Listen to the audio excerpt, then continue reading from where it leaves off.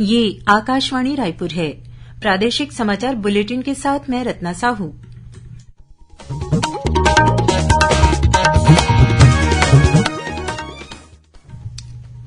और अब पेश है आज के मुख्य समाचार। केंद्रीय इलेक्ट्रॉनिकी और सूचना प्रौद्योगिकी राज्य मंत्री राजीव चंद्रशेखर ने कहा कि संशोधित आईटी नियमों के अंतर्गत इंटरनेट पर सट्टेबाजी और दांव लगाने जैसी हानिकारक सामग्री की अनुमति नहीं दी जाएगी। केंद्रीय सशस्त्र पुलिस बल में सामान्य ड्यूटी के लिए कांस्टेबल परीक्षा अब हिन्दी और अंग्रेजी के अलावा 13 क्षेत्रीय भाषाओं में भी दी जा सकेगी। बीजापुर जिले में आयोजित बस्तर फाइटर और 9 आरक्षकों के संयुक्त दीक्षांत परेड समारोह में पहली बार तृतीय लिंग समुदाय के 9 अभ्यर्थी भी शामिल हुए और धर्मांतरण करने वालों का आरक्षण समाप्त करने की मांग को लेकर जनजाति सुरक्षा मंच छत्तीसगढ़ के तत्वाधान में कल रायपुर में रैली निकाली जाएगी। अब समाचार विस्तार से। केंद्रीय इलेक्ट्रॉनिक्स और सूचना प्रौद्योगिकी राज्य मंत्री राजीव चंद्रशेखर ने कहा है कि संशोधित आईटी नियमों के तहत इंटरनेट पर सट्टेबाजी और सट्टेबाजी जैसी हानिकारक सामग्री की अनुमति नहीं दी जाएगी। उन्होंने कहा कि सरकार ने उपयोगकर्ता के नुकसान को कम करने और यह सुनिश्चित करने के लिए एक रूपरेखा तैयार की है जिससे इंटरनेट को सुरक्षित और भरोसेमंद बनाया जा सके। केंद्रीय मंत्री कल ट्विटर स्पेस पर संशोधित आईटी नियम 2021 पर सूचना और प्रसारण मंत्रालय की वरिष्ठ सलाहकार कंचन गुप्ता के साथ बातचीत कर रहे थे। केंद्रीय सशस्त्र पुलिस बल में सामान्य ड्यूटी के लिए कांस्टेबल परीक्षा अब हिन्दी और अंग्रेजी के अलावा 13 क्षेत्रीय भाषाओं में भी दी जा सकेगी। सशस्त्र पुलिस बल में स्थानीय युवाओं की भागीदारी बढ़ाने और क्षेत्रीय भाषाओं को प्रोत्साहन देने के लिए केंद्रीय गृह मंत्री अमित शाह की पहल पर यह ऐतिहासिक फैसला लिया गया है। यह निर्णय अगले वर्ष 1 जनवरी से प्रभावी होगा। गृह मंत्रालय ने कहा है कि इस फैसले से लाखों उम्मीदवारों को अपनी मातृभाषा और क्षेत्रीय भाषाओं में परीक्षा देने का अवसर मिलेगा। गौरतलब है कि सामान्य ड्यूटी के लिए कांस्टेबल भर्ती परीक्षा का आयोजन कर्मचारी चयन आयोग करता है। राज्य सरकारों से अपील की गई है कि वे स्थानीय युवाओं को यह परीक्षा अपनी मातृभाषा में देने के लिए प्रेरित करने का एक व्यापक अभियान शुरू करें। बीजापुर जिले में आज बस्तर फाइटर और 9 आरक्षकों का संयुक्त दीक्षांत परेड समारोह आयोजित किया गया।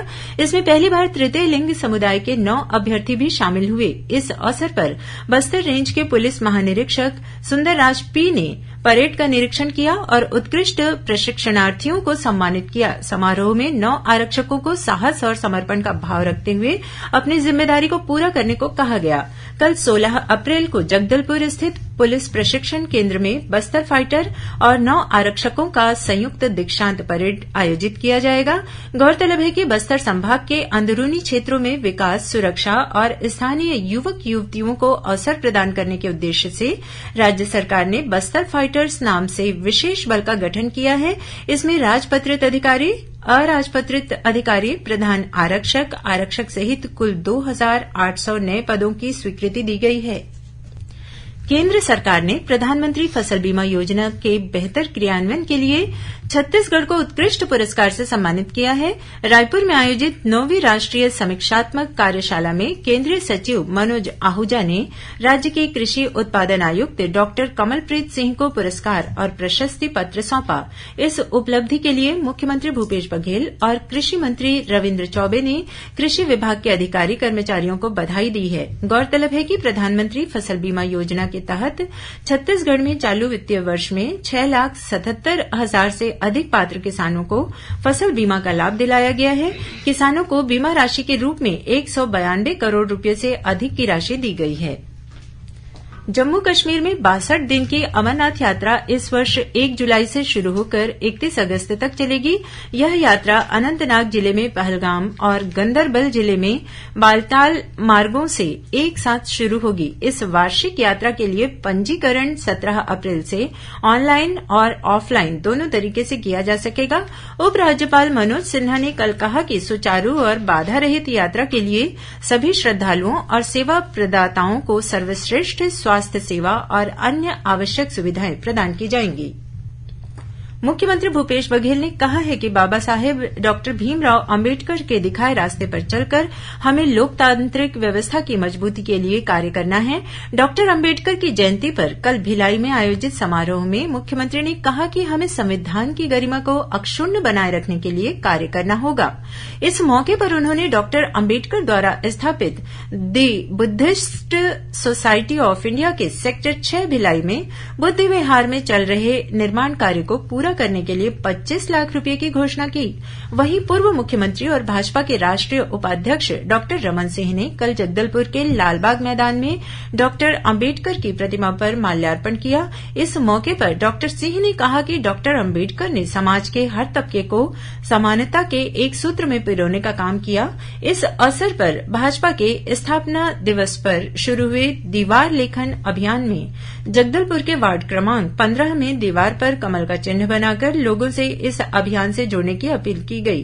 कार्यक्रम के बाद पत्रकारों से चर्चा करते हुए डॉक्टर सिंह ने आरोप लगाया कि कांग्रेस सरकार द्वारा सत्ता में आने से पहले शराबबंदी का वादा किया गया था, लेकिन सरकार बनने के बाद गांव-गांव में शराब की दुकानें खुल गई है। अहाता खोलकर शराब की बिक्री को बढ़ावा दिया जा रहा है। उन्होंने कहा कि प्रदेश में नशाखोरी और अपराध का ग्राफ लगातार बढ़ता जा रहा है और सरकार इसे रोकने में नाकाम साबित हो रही है।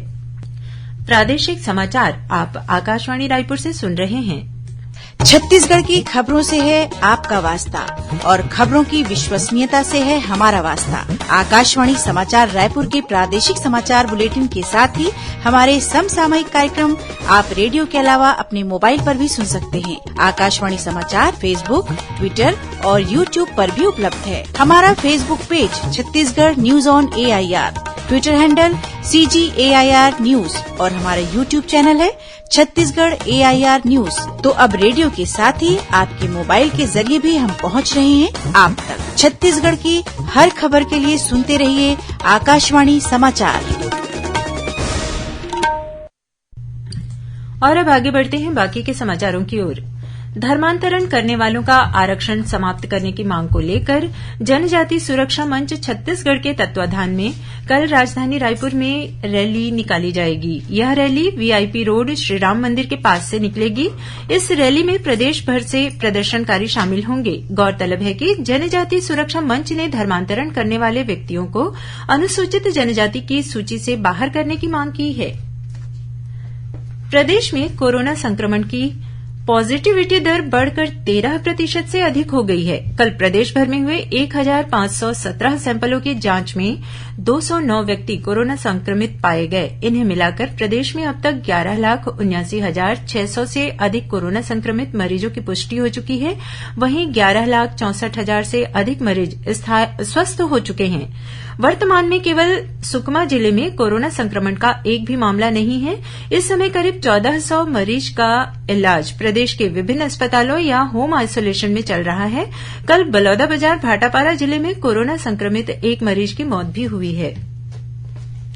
प्रदेश के लोक स्वास्थ्य यांत्रिकी मंत्री रुद्र कुमार गुरु की तबियत अचानक बिगड़ने के बाद उन्हें एयरलिफ्ट कर हैदराबाद ले जाया गया है, जहां उनका इलाज किया जा रहा है। इससे पहले रायपुर के एक निजी अस्पताल में पिछले 6 दिनों से उनका इलाज चल रहा था। वहां विधानसभा अध्यक्ष डॉक्टर चरणदास महंत ने उनसे मुलाकात कर उनके स्वास्थ्य के बारे में जानकारी ली थी। मुख्यमंत्री भूपेश बघेल ने आज श्री रुद्र कुमार से टेलीफोन पर चर्चा की और उनके स्वास्थ्य के बारे में पूछा। श्री बघेल ने उनके शीघ्र स्वास्थ्य लाभ की कामना की है। केंद्रीय जनजातीय मंत्रालय के सचिव अनिल कुमार झा ने अपने बस्तर प्रवास के दौरान आज तुरेनार के रीपा सेंटर की गतिविधियों और दरभा के पर्यटन स्थल का अवलोकन किया।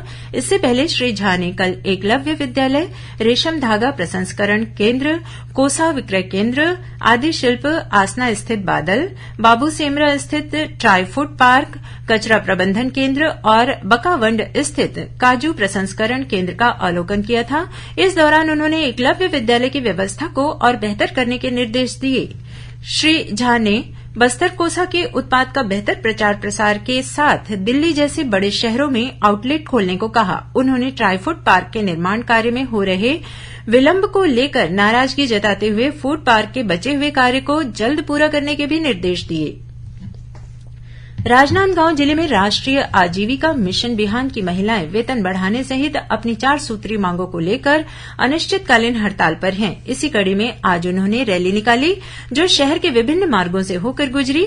इस दौरान प्रदर्शनकारियों ने नारेबाजी भी की। वहीं पंचायत सचिवों ने कल से पंचायतों में आयोजित ग्राम सभा का बहिष्कार किया। गौरतलब है कि पंचायत सचिव शासकीयकरण की मांग को लेकर बीते 16 मार्च से अनिश्चितकालीन हड़ताल पर हैं।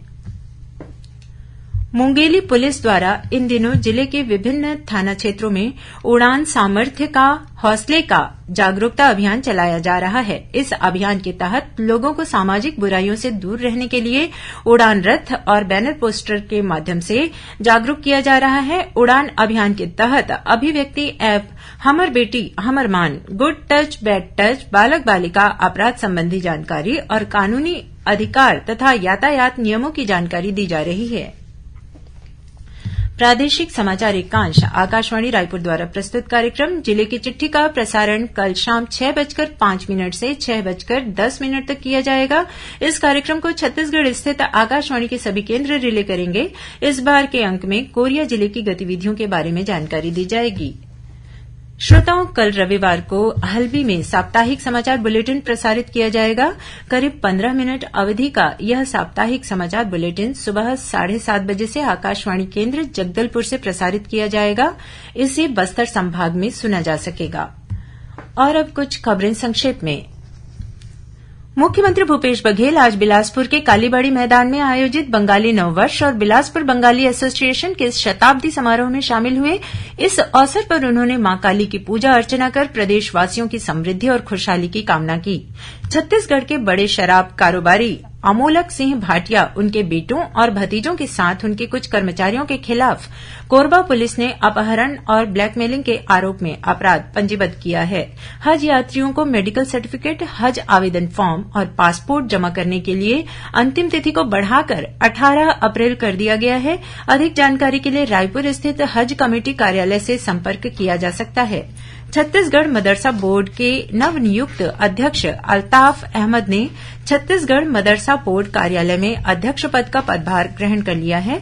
बलौदाबाजार भाटापारा जिले के सिमगा थाना क्षेत्र में लिमतरा के पास से कोयले से भरी ट्रक के अनियंत्रित होकर कार के ऊपर पलट जाने से कार सवार एक व्यक्ति की मौत हो गई।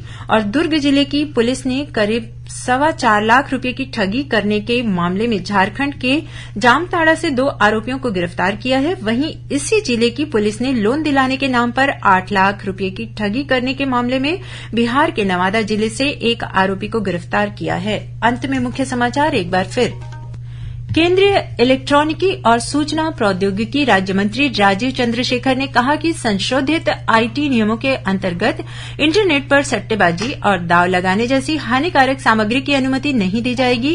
केंद्रीय सशस्त्र पुलिस बल में सामान्य ड्यूटी के लिए कांस्टेबल परीक्षा अब हिन्दी और अंग्रेजी के अलावा 13 क्षेत्रीय भाषाओं में भी दी जा सकेगी। बीजापुर जिले में आयोजित बस्तर फाइटर और 9 आरक्षकों के संयुक्त दीक्षांत परेड समारोह में पहली बार तृतीय लिंग समुदाय के 9 अभ्यर्थी भी शामिल हुए और धर्मांतरण करने वालों का आरक्षण समाप्त करने की मांग को लेकर जनजाति सुरक्षा मंच छत्तीसगढ़ के तत्वाधान में कल रायपुर में रैली निकाली जाएगी। इसी के साथ प्रादेशिक समाचार बुलेटिन समाप्त हुआ। नमस्कार।